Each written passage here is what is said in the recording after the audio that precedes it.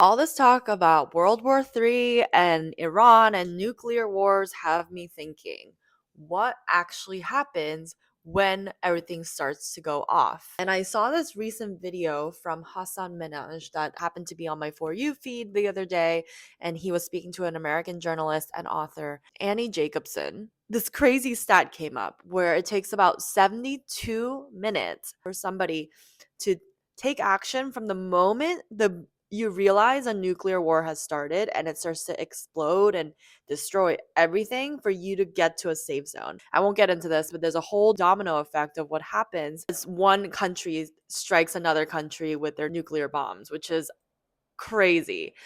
It takes about 72 minutes, which is not a lot of time if you really think about it. 72 minutes is a meeting that has gone over a little too long, that one person was talking a little too much.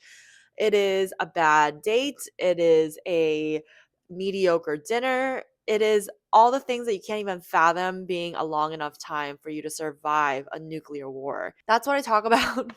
To shift gears, that's what I talk about in this month's monthly newsletter, The Mailroom, on my Substack, where we talk about the concept of 72 minutes. And I start to question myself, if this bomb were to go off, and again, it's all hypothetical, this is not meant to be fear mongering, but it's sometimes good to have an existential check for yourself, right? If this bomb were to go off and you had 72 minutes and you realize that you only have 72 minutes to live, how are we thinking about this concept of time in this current day and time and living in the present? If you were to say goodbye tomorrow, have you lived a life that you feel very proud of?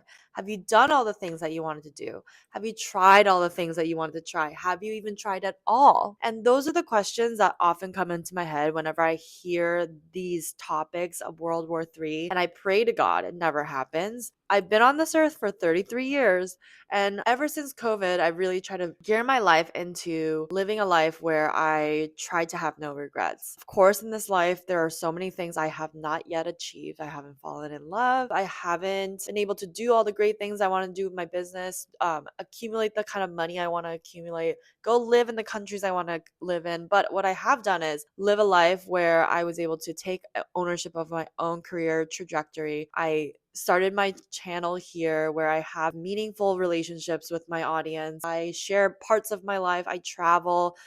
Spend time with my family. I love my dog. I've done all the things that I possibly could do within my reach. So if I were to go tomorrow, I always tell my friends, and it's so crazy that this conversation has come up in regular conversations with my friends recently. I'm pretty happy with the way I live my life. I'm not saying I'm satisfied and this is the end, but you can't help but wonder, like, what if it's only 72 minutes that determine whether or not you will survive into this post nuclear war world?